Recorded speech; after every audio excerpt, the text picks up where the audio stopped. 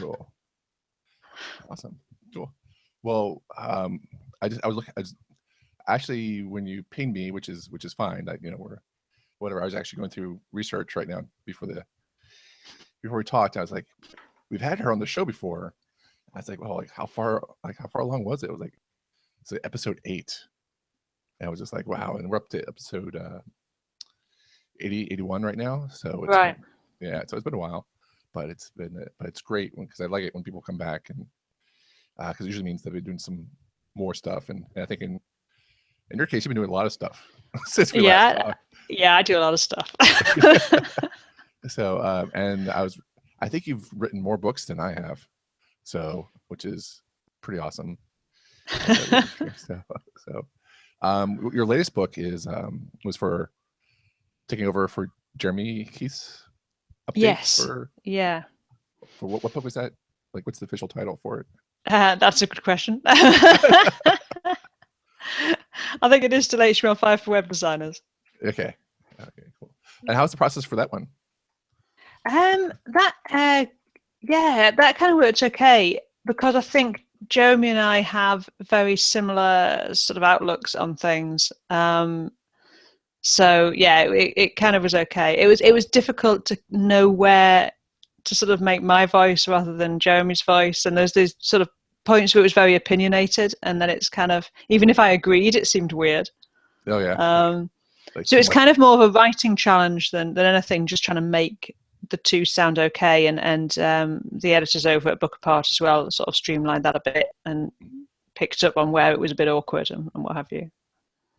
So what type of updates did you need to put into, like what type of things have changed since Jeremy's book came out? Quite a lot, and a lot of it really was more to do with the fact that when he first wrote the book, a lot of this stuff was really very, very new, and you were kind of like, well, should I even be using this at all? And of course, at this point, HTML5 is just what we use.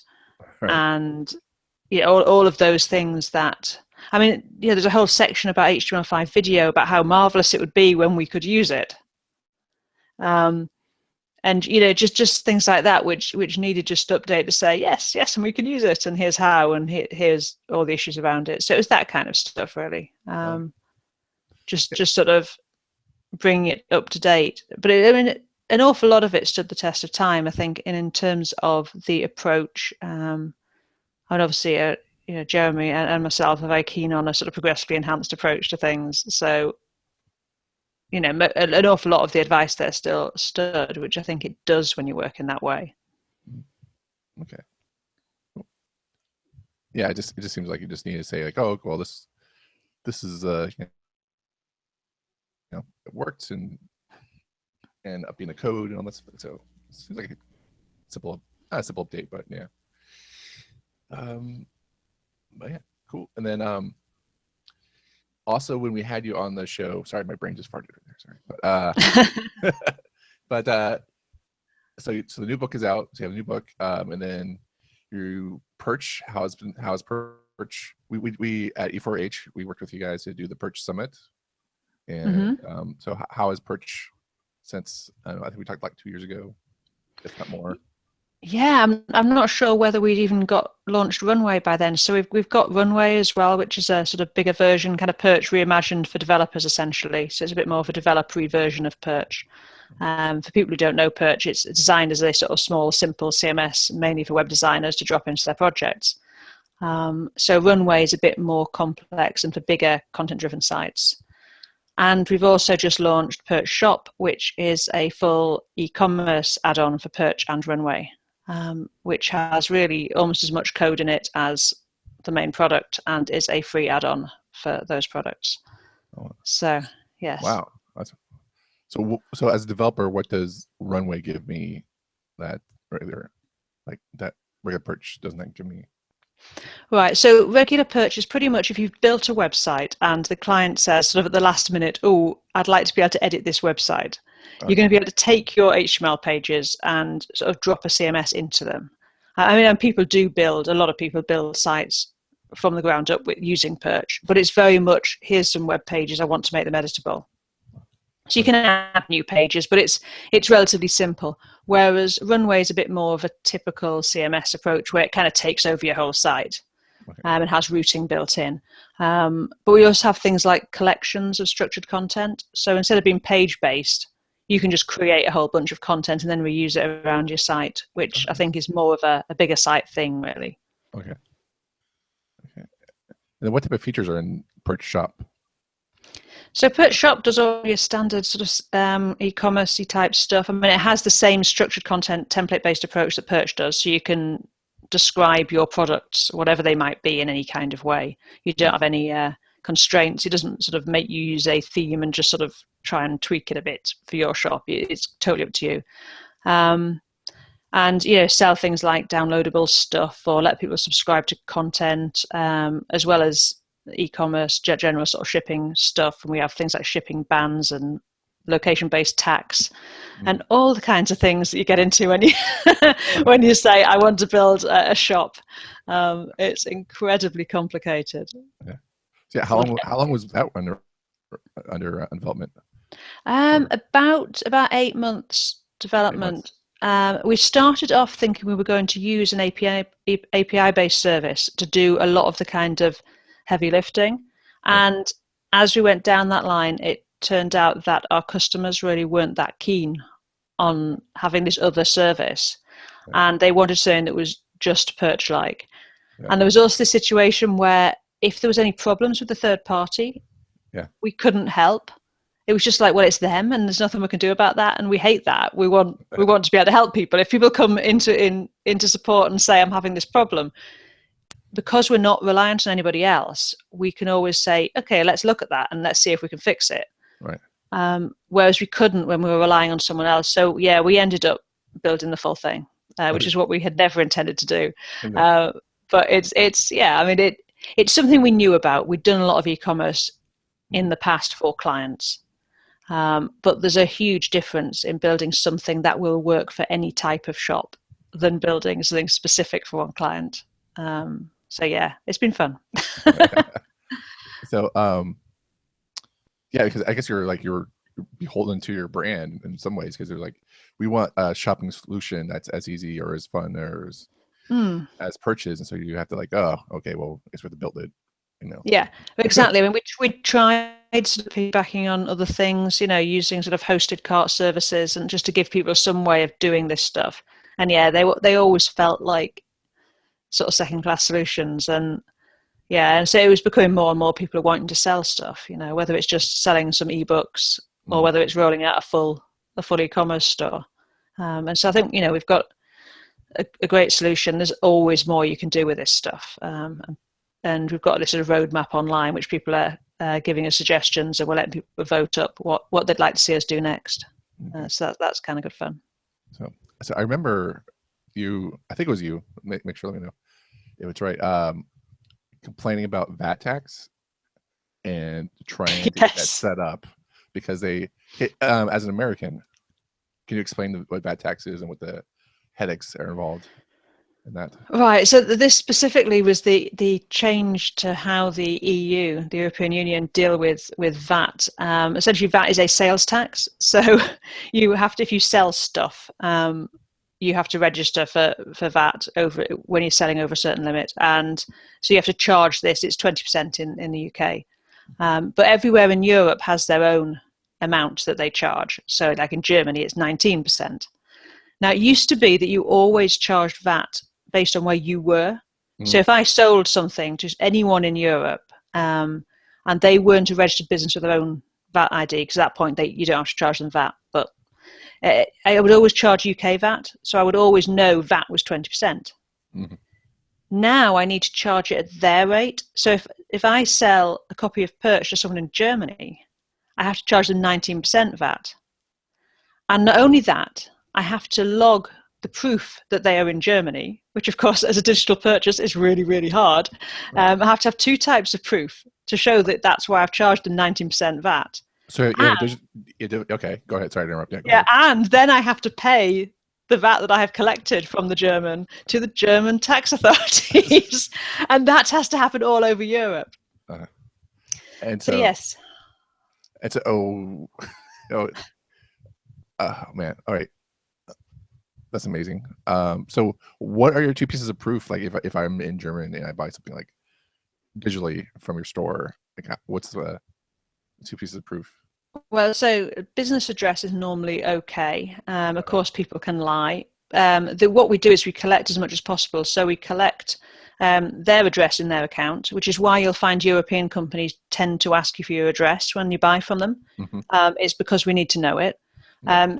So we do that. We also get the IP address and geocode it, which of course they could be spoofing it, but most people don't. So we get the IP address, and we then also get back from the gateway. So whether that's PayPal or Stripe or whatever, we'll get back the card address. So we essentially get 3 bits, and as long as we've got 2 that match, we're okay. But we do get the situation where, you know, someone with a French company address is currently in Germany, but they've got a card registered in the UK. We do get 3 non-matching ones occasionally, but not that often. We can normally get 2. And so Perch Shop stores that too. So what's a cascade fight on that one? You have 3 countries. Which one wins out? Well, then you have to contact your customer officially and say, have we charged you the right VAT? We always go from what they gave us. We assume that they're not lying in their company address, because certainly for purchase licenses, it's less likely they're going to do that. But it is really difficult. It's been an absolute nightmare for particularly people selling. It caught up all these people who like sell a few knitting patterns online. Yeah. You know, who aren't really proper businesses, you know, not businesses in the sense that we are, where, you know, our entire income is in terms of this. So it's been an absolute mess. And other countries around the world are doing the same thing, is the worrying thing. They're basically saying, oh, well, if you sell to our citizens, then we want the tax. And I think at the moment, you know, people in America, I mean, so like our competitors at Perch, you know, other CMS solutions that are based in the States, have basically ignored this issue, although they are supposed to. Everyone is supposed to be paying tax to the EU, which of course no one in America is, unless they're a huge company and would get chased, because like, why would you? I mean, but it's happening. It is happening worldwide. I think Australia are now planning on doing, or they already are maybe doing something. So, you know, I think this is going to be an ongoing issue. I don't know if you know, but the UK is currently voting as to whether we're going to leave the EU.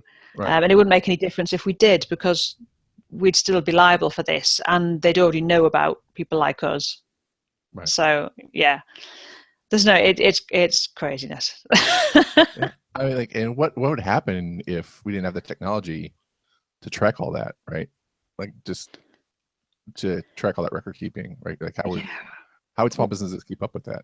So, well, it's not easy for a lot of small businesses as it is. I mean, because most of the sort of solutions out there don't really handle it that well. And you know, we had, I mean, how we sell Perch, you know, we've got our own backend infrastructure for selling Perch, and we knew about this situation, but even so, it's very, very difficult to get all this stuff in place. Yeah, it's just another thing that makes it difficult. It's not been aimed at small businesses. It was aimed at like Amazon, basically to stop Amazon locating themselves in a place with a low VAT rate, and be able to then sell things cheaper than companies that are actually in those countries. So it was the idea of it was to catch big companies. What it's actually done is it's really, really damaged tiny companies, and in fact sent a lot of them to people like Amazon to sell their stuff via Amazon, because if you sell a few ebooks and that's all you sell, you're better off not self-publishing them, you know, and selling it from your own site. You're better off actually going just through the Kindle route or whatever, so because then they deal with the tax. So it kills off small businesses. It's been incredibly damaging.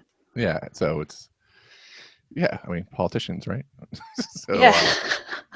So where's our island of geeks that we can all just go and live on? Exactly. And then every once in a while, someone in America brings up the VAT tax for America, like to get our own VAT tax. You know, just it's like just a pain of hurt. It's a pile of hurt. I won't go down. So Yeah, but Especially you have state sales tax and things, don't you, as well? So that's another thing. So oh yeah, so I have to tell you my story about city sales tax, which is so we have state tax, and then unless you live in a state like unless you live in like 4 or 5 states, there's no state taxes, but then you have to pay like probably like your housing taxes or whatever like that. So I'm not an expert taxes, but this is what I get. But my story is that I lived in Cincinnati for a while, and Ohio has a state tax. I had to pay federal taxes, of course, every year, and then the city has a hold on one second. Yeah, okay. Sorry, someone's at the door. Thank you, Siri. So where was I? So city of Cincinnati has a sales tax, right? And so, but they get that on the payroll of your paycheck, right? So your employer is responsible for paying your city tax. So you have to be employed, right? So which is crazy, because you don't really see that you're paying a city tax until you're actually employed or whatever. So, but and so you don't really get to see that you're paying taxes, still get paid, whatever, what have you, and everyone usually gets paid direct deposit most of the time, but whatever, what have you. But being self-employed in Cincinnati, and I have a vendor that does my payroll and all my taxes. I don't really because I work on web stuff. That's just me. I don't know. So so I get this letter in the mail. Excuse me. Second.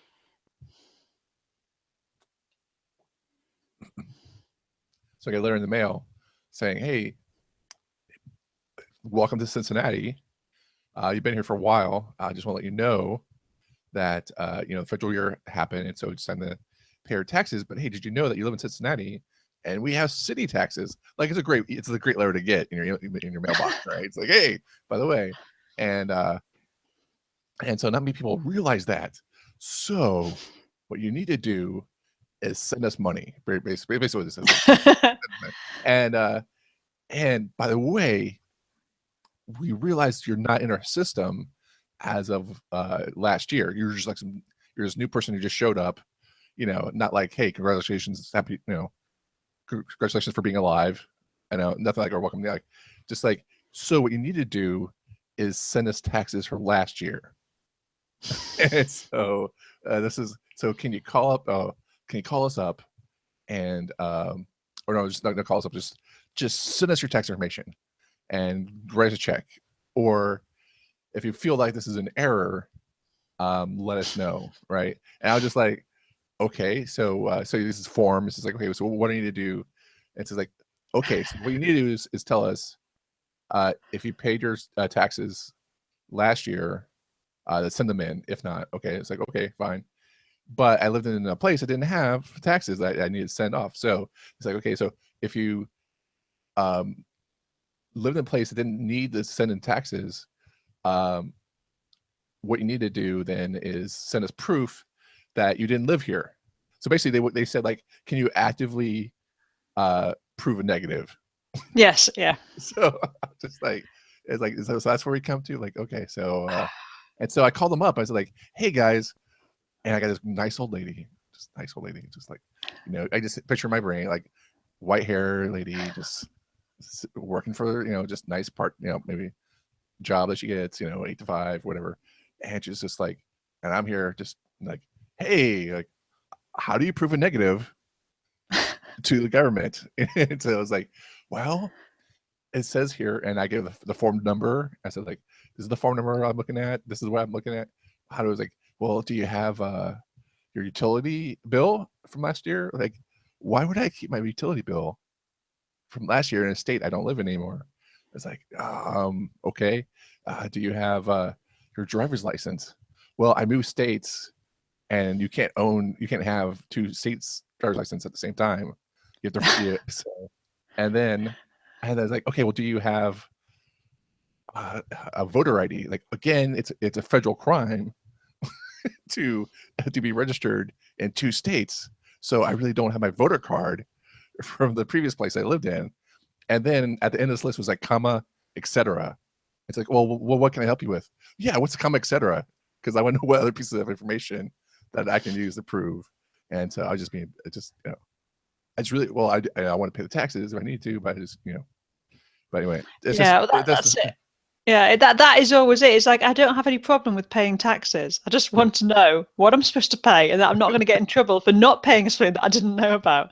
Right. It's like I got a letter from the Irish government, and for everyone registered for VATMOS got a letter from the Irish government with like some outlandish amount of money they reckoned we owed. It was a complete error, but of course threw people into massive panic. And I think Anna Debenham got one as well, and like I got one for like, I don't know, it was like 100,000 euros or something like that. I'm like, I've not sold that many copies of Perch to Ireland. I mean, normally my return I have to fill in for each country will be, it'd be like, £91 have to go to Germany, and then there'll be like, £3.63 to the Ukraine or something. It's like $1,000 to Ireland. It was a complete mistake, but of course just panicked all these people who, suddenly thought they were going to get chased by the Irish government. It's craziness. Yeah, like I would love to pay that much taxes because that means I made that much money. Exactly. Like, if I'm getting tax bills like that, Oh man. All right. Well, we can talk about taxes all day. It sounds like an interesting podcast. Also, just want to talk about your speaker. You are everywhere. By the way. Yeah. Like I was like, you remember like CSS Summit back in the day, and now you speak for at Event Parts. I think you're on World Tour for year 2, or at least 3 or whatever. I'm not sure. So it feels like that. Which is great. I think you're a great speaker. I always love having you at Event Humans events, and so it's whenever I see you around speaking your tour and like you're traveling, I was just like, it's awesome.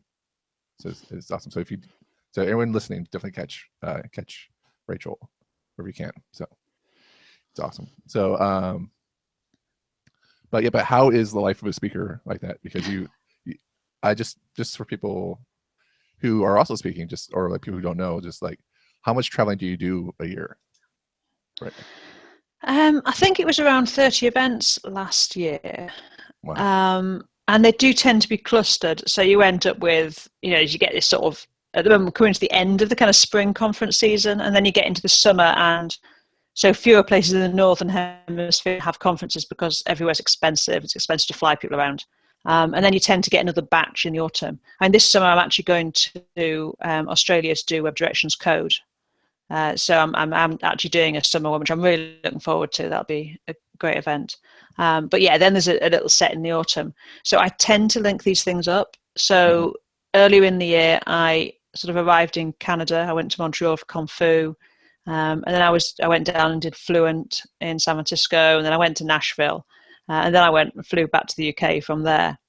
So I'll tend to do them in little batches and go from one to the other if I can, because that makes the travel a bit less, rather than sort of flying out to the States, doing 4 days and then coming back to the UK, which is a bit hard work. A bit crazy. Yeah. Well, speaking of like taxes, like how is international flights and flying in and out of USA and all that stuff? Generally, I mean, I don't really have. I sit and work on planes, so I get on the plane. I mean, I will like sit on the plane. It's 10 hours to San Francisco. I will do 10 hours of work. I'll just sit and work. So it doesn't particularly bother me. Sort of in terms of productivity, I can still get stuff done. I'm very organized about like having stuff I can do offline. We don't have internet on the long flights over from the UK, so it's pretty much all offline time. But that's okay if you just make sure you've got whatever you need, already on your laptop and just get on with it. So you have the whole Google on your laptop? Because I would be looking up stuff all the time on Google. I tend to just work out what I'm going to do. So for instance, I've been doing a load of work with CSS Grid, so I'll make sure I've got like the latest copy of the spec, for instance. I turn them into ebooks. I use Pandoc to turn CSS specs into EPUBs, which I can then refer to on my iPad. So like before, usually in the airport lounge, I get the latest copy, turn it into an EPUB, dump it on my iPad, then I've got it to refer to. Oh, nice. So that I do that quite a lot, and just making sure I've got stuff offline. yeah, that I might need to look up, because you spend so much time Googling otherwise, and then you're like, no, my computer's broken. Yeah, exactly. But it is about, I put stuff into OmniFocus under a context of offline, and store with it anything that I need then to achieve that. So if I have to get, drag something down off the internet or whatever, Right. make sure I've Git pulled on anything I'm working on and all that sort of stuff before I lose connectivity. So, so you're use OmniFocus. You're dedicated. Like I try OmniFocus every like 3 months, and I just like it gets so overwhelming to pour stuff into OmniFocus. I think that just and I just get like, oh, really have to pour this stuff. So I love what it could potentially do, but are you diehard OmniFocus user? Yeah, I mean, it really suits. I pretty much think in sort of structured data.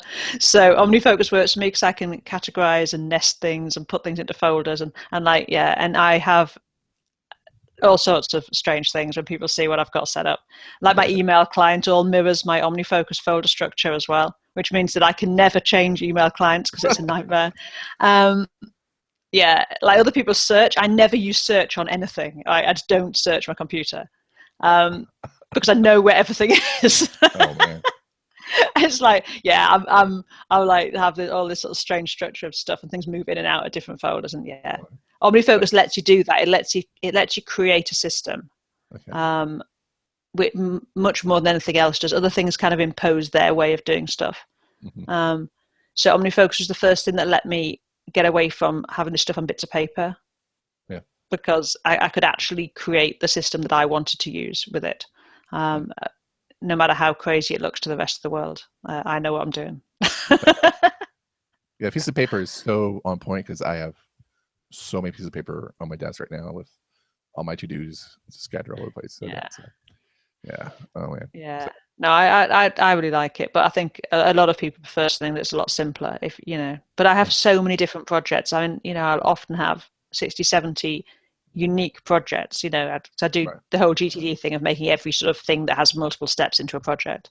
Right. Do you mind if I ask you, like, how do you have your project set up? Because like I used to have like set up the home work, and then my like I don't know, it's like hobbies, I guess, I don't know, like, and then I would have subset projects of that, and then but those, is that a good way of doing it? Like how do you have your... No, I don't tend to make much of a difference between anything that I do, whether it's kind of home or work, because I work from home, so it doesn't, so I use context for where I am is more important. So so either this is something I need to do at my desk. In fact, I distinguish between like at my desk at home, which has, I've got a nice big monitor, I've got all my sound equipment, I've got, so there are different things I can do there than I can do on the road easily. So even if I've got good internet, I don't have, I'm on a 13-inch MacBook Pro, I don't have, all my recording equipment and so on. So that's a context. So it's more that. So a project might have things in it that I can do in one context and not in another. Mm-hmm. Or it might have things that where I actually have to like go and like meet someone, heaven above, actually getting face to face with someone.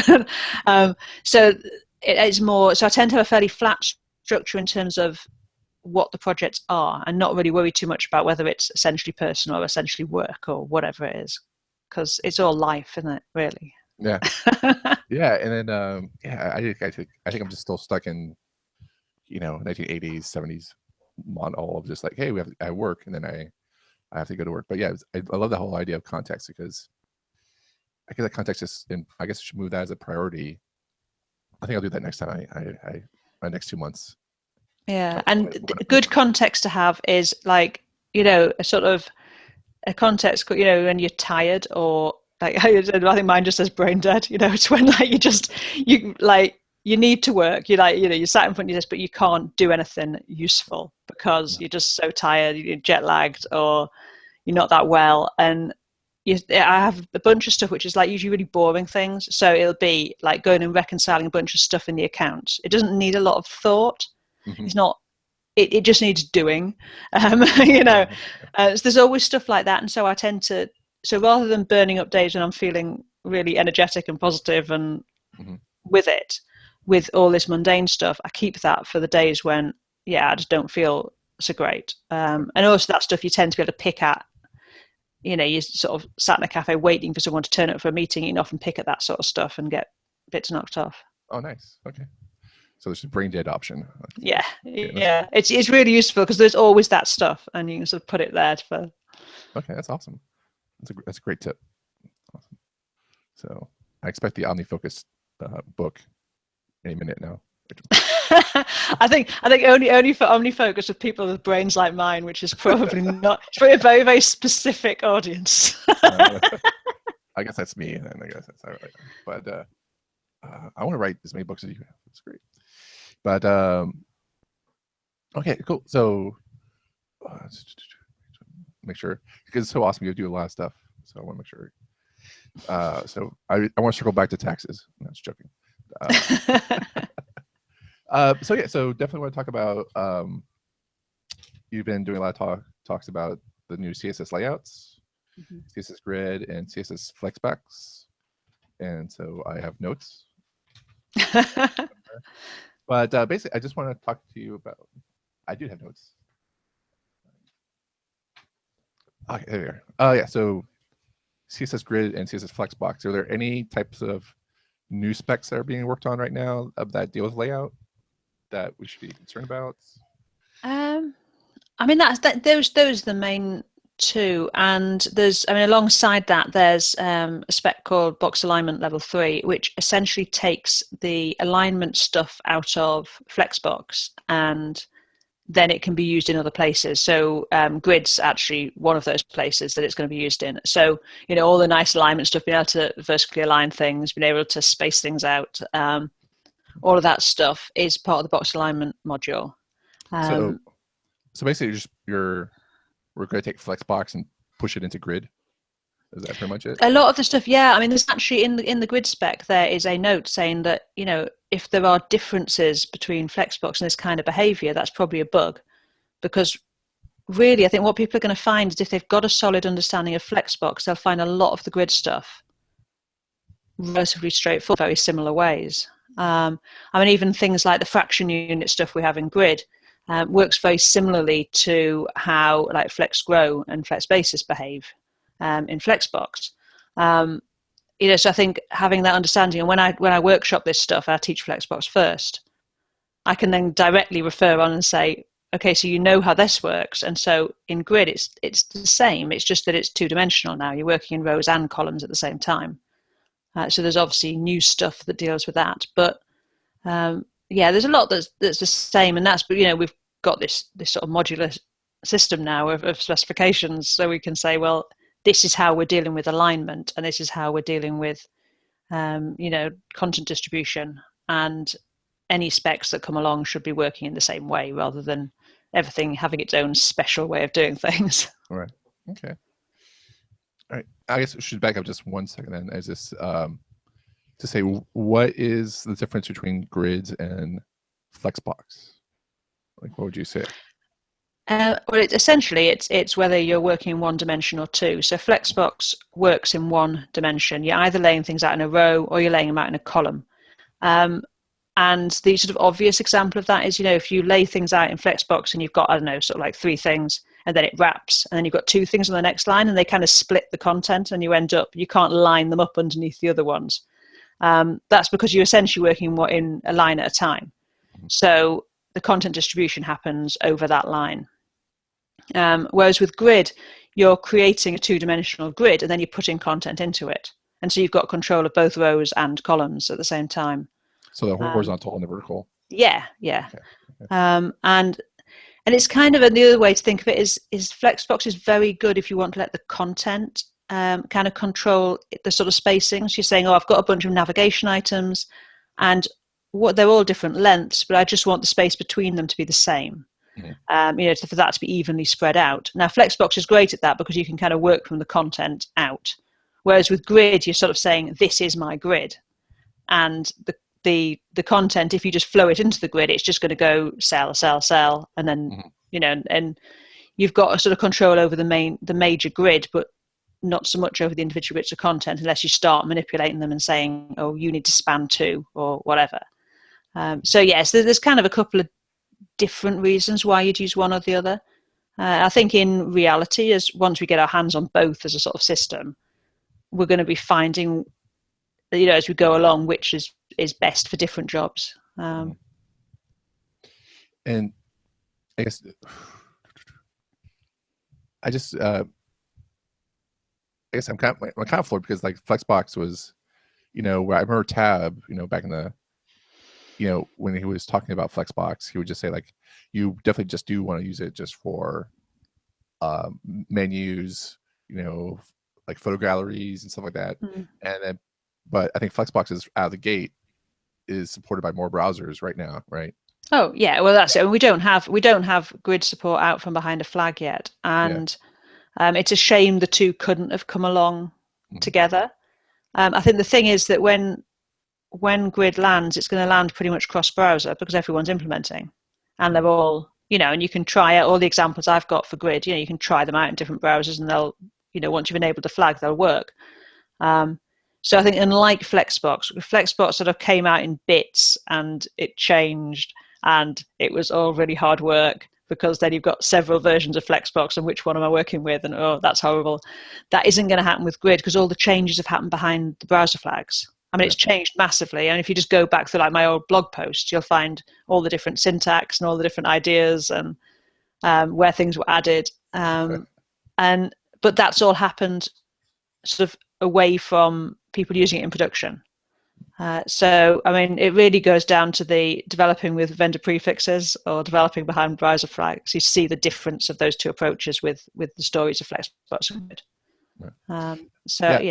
Yeah, I just bring it up because I'm worried that we might just about people using Flexbox to lay out whole entire pages. Yeah, I think we're going to see that, and I think that what will happen is once people actually get their hands on grid, and what happens when I workshop this stuff, and that most people have encountered Flexbox, they understand some of it, and we sort of go through everything. Then when I show them grid, they're like, oh yeah, that's the missing bit. This is the missing layout thing that it solves the things that Flexbox doesn't, because it does the things that Flexbox hasn't been designed to do. And at the moment, people are trying to hack their way around the things that Flexbox isn't designed to do. And Flexbox just allows you to. Does Flexbox solve the problem of positioning elements like vertically, like centrally in a center, like just putting things in a center? Is that the solution that we have, like that's going forward? Like Yeah, well, both, and those things are what's defined in box alignment. So ultimately, other types of layout could do the vertical centering thing. There's no reason why it needs to be only Flexbox and Grid. Right. But yeah, you can do exactly the same as you can do with Flexbox, with align content and justify content and so on, to center things properly from every direction. Right. So there's no need to like do all these big hacks. We just like, Flexbox, we just.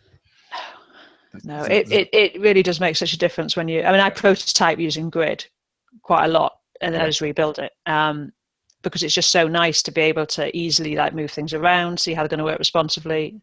I think the other thing we're going to find is that we are far less reliant on media queries and and kind of specifically worrying about where things are at different breakpoints, because both Flexbox and Grid are kind of responsive by default. That's how they work, So already with Flexbox, you just sort of say, space between justify items, and everything spreads out, and you don't have to think, at narrow breakpoint, should I change that value? Because it just works and it's responsive. And so that's the same with Grid. You're able to align items and groups of items and things. Right. So, but like to do media query less responsive design, that's. Oh yeah, very much so. I think you can already do that quite a bit with Flexbox if you're sort of careful. And yeah, I mean, a lot more again with Grid. There's loads of ways to, you can have grid tracks that change in quantity depending on how wide the browser window is, for instance. You don't need to use media queries for that. So yeah, there's loads of cool stuff, because these things have come about since responsive design was a thing. So they're in that world. Right. Yeah, that'd be awesome. Yeah, because I know because I feel like one of the things that Jen someone starts promotes is trying to get away from the kind of boring, bland, if I could put words in my mouth, just kind of layouts that we see every day, or that just there's always that thing right now going with like how layouts are. Which layout, mobile layouts are you using? Are you using the one with big pictures, or you're stacking content with maybe two things side by side or whatever, and that's it, and with so it's kind of like, and to a point that's a really kind of generic website, but website looking, but it's hard to build for so many devices and have things be consistent without relying on 45-degree angle, like 90-degree angles, and trying to. Yeah, and I think it's understandable. I think there's this sort of reliance on frameworks and things, because actually layout at the moment is really hard, because we're trying to use things that were never designed for what we're using them for. Yeah. I mean, people say to me, oh, should I use display table, or should I? It seems like a hack. I'm like, it's all a hack. It is all a massive hack. Anything that you're doing for layout at the moment is hacking things that were never designed for that. So use the things that work. And we're getting into a better place. Use things that don't cause anyone any problems.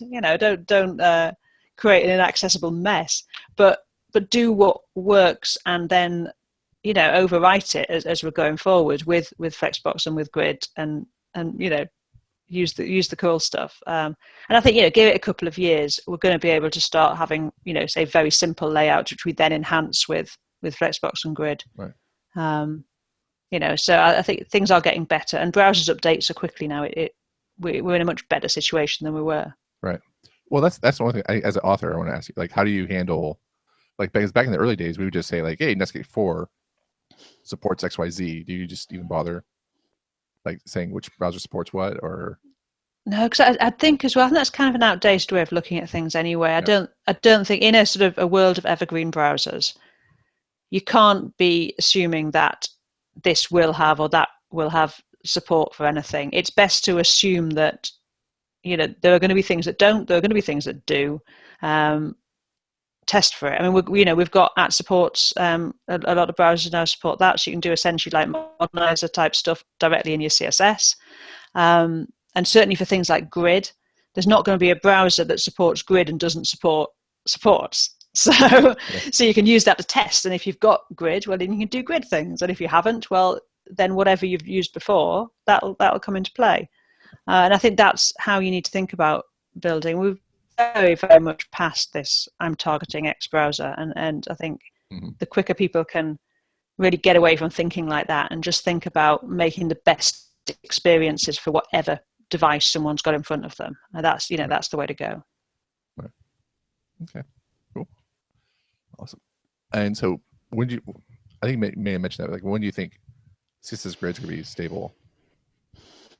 Well, we think with it. Yeah. Well, essentially, I think what's really happening is that because of the way Flexbox developed and got out there and then changed, no one wants another one like that. Just like that. Yeah, I know. So I think really what we're waiting for is for the spec to essentially be finished and not going to have any more changes. And I think that's fairly close.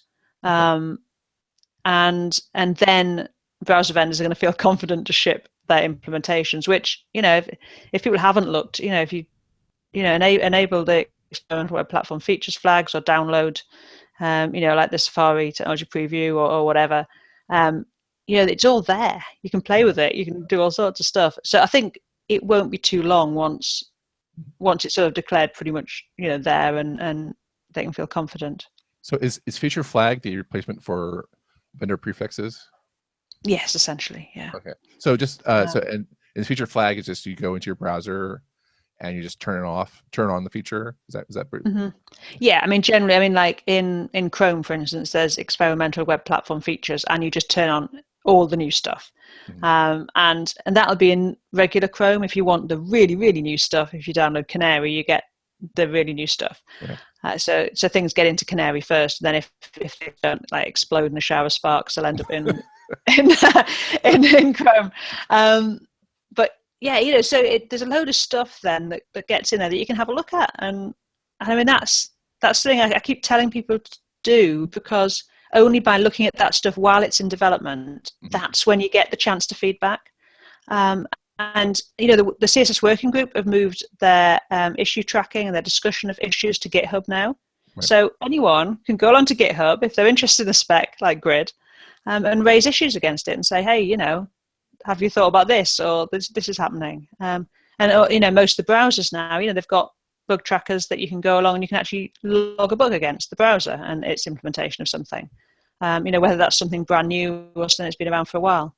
So that's kind of, we can all make the web a bit better, and I encourage people to do that, really. Awesome. Yeah, I always get concerned because I feel like I guess I don't always get concerned, but my concern is this, that vendor prefixes just allow for people who might not. I think it's people just got used to using vendor prefixes as a way of testing out and using latest features, and they might not be so aware of how to turn the flag off, the vendor flag, and stuff. Because I know I've done it once or twice, maybe, and I'm usually kind of a stickler because like I want a browser that everyone else has. I don't want a browser.